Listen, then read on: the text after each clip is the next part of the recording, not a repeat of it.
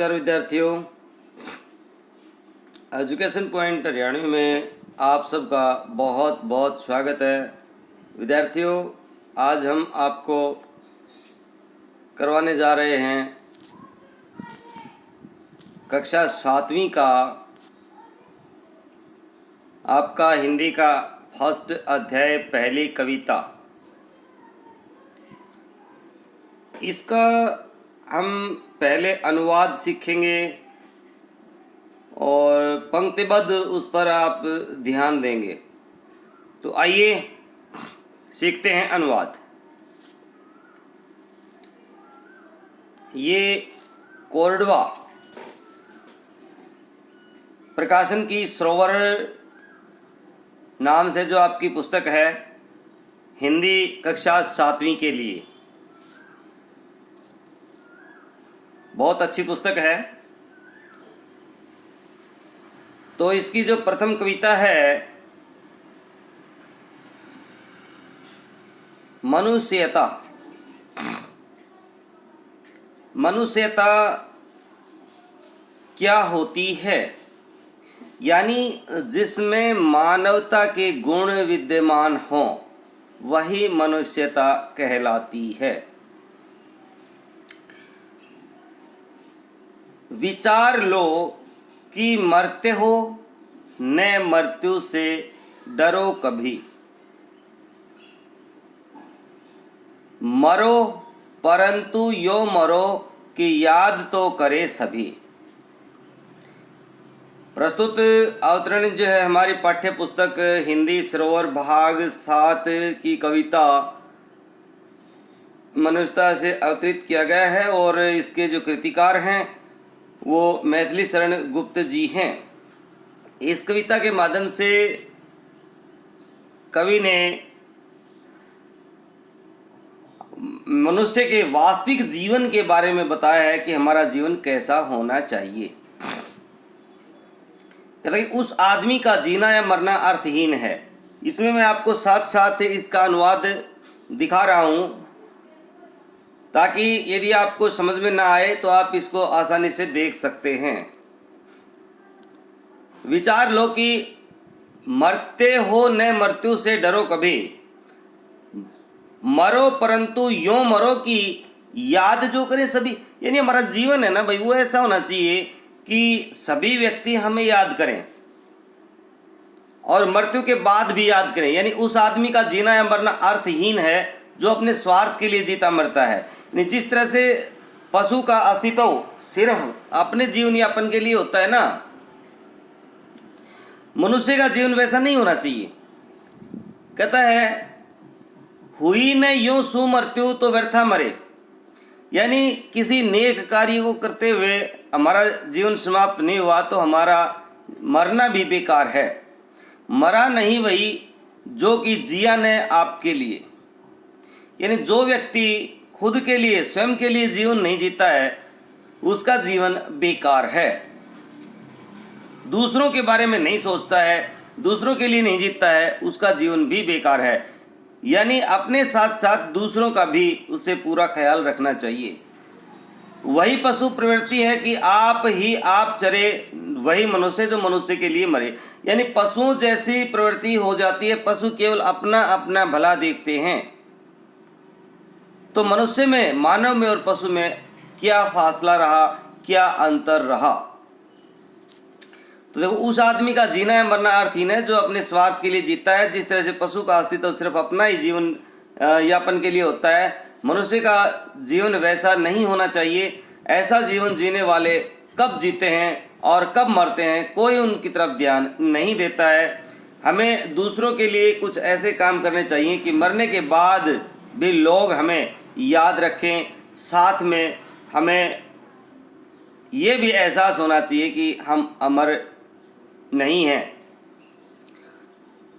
जिससे हमारे अंदर की मृत्यु का भय चला जाए। यानी कहने का, कवि का यहाँ कहने का भाव ये है कि देखो मरना तो है ही, आज नहीं तो कल, तो इसलिए हमें दूसरों की भलाई के लिए अपना जीवन अर्पित कर देना चाहिए। दूसरा गद्यांश पद्यांश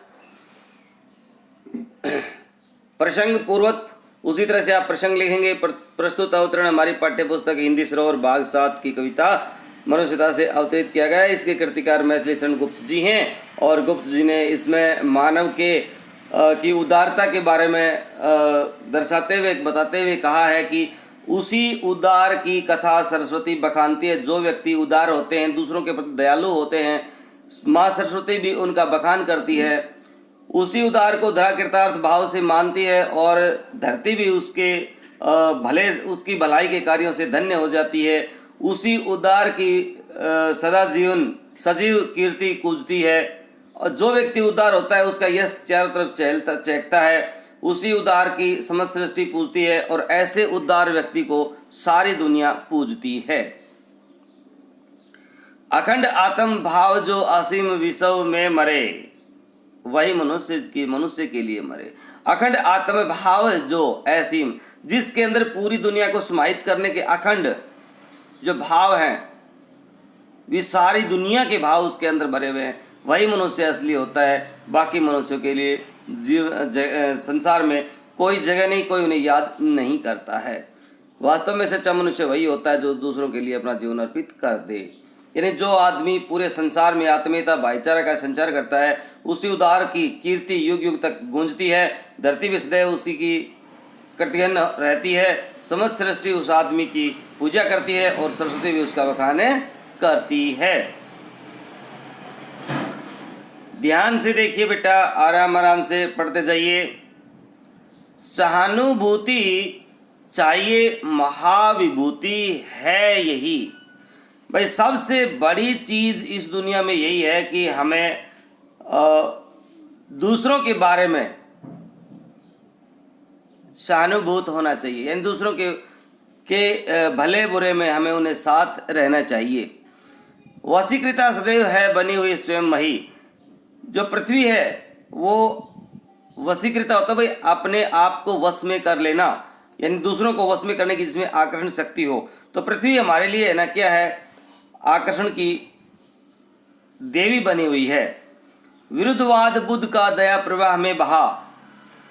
महात्मा बुद्ध का विरुद्धवाद का भाव भी, जो दया का भाव है, वो प्रवाह में बह गया। यानी महात्मा बुद्ध को जब सत्य का आभास हुआ तो उन्होंने केवल एक प्रभु की राह अपना ली।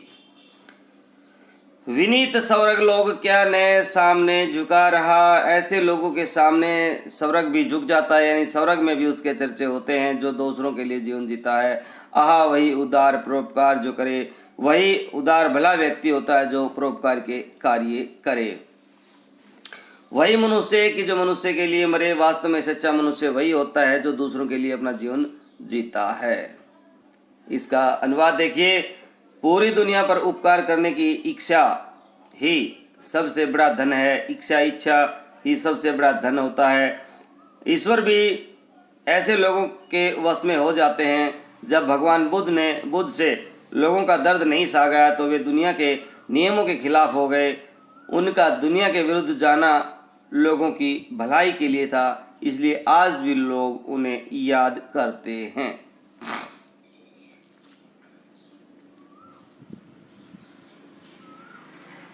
अगला है, शुद्धार्थ रति देव ने दिया करस्त थाल भी, तथा दधीची ने दिया प्रार्थ अस्थि जाल भी। उसी नर क्षितीश ने 100 मास दान भी किया। सहरस वीर कर्ण ने शरीर चरम भी दिया। अनित्य देह के लिए अनादि जीव क्या डरे, वही मनुष्य जो कि मनुष्य के लिए मरे।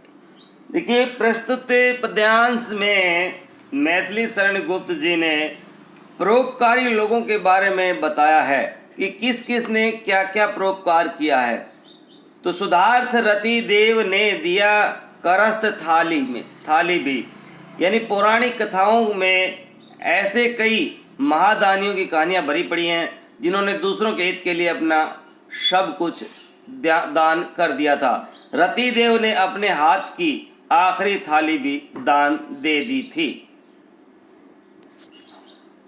तथा दधीची ने दिया प्रार्थ यानी दूसरों की भलाई के लिए, अस्थि जाल अपनी हड्डियों को।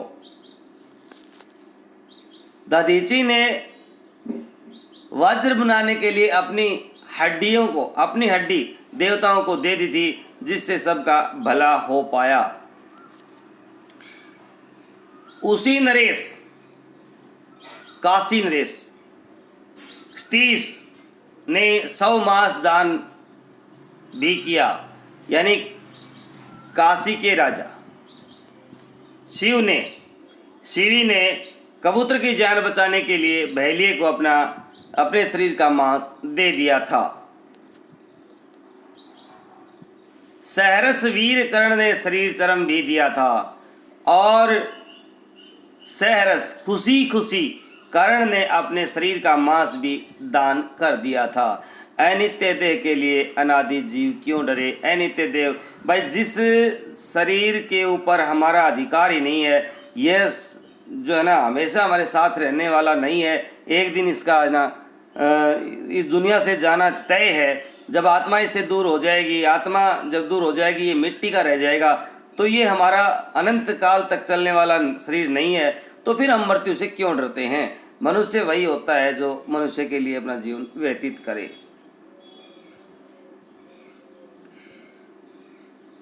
बहुत से महापुरुष इस दुनिया में पैदा हुए हैं, जिनके परोपकार के कारण आज भी लोग उन्हें याद करते हैं।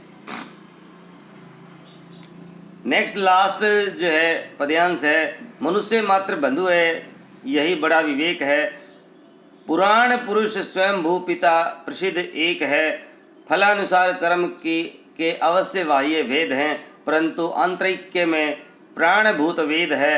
अनर्थ ही कि बंधु ही न बंधु की व्यथा हरे, वही मनुष्य है जो कि मनुष्य के लिए मरे। तो भाई प्रस्तुत पद्यांश हमारी पाठ्य पुस्तक हिंदी श्रोर भाग 7 की कविता मनुष्यता से अवतरित किया गया है, और इस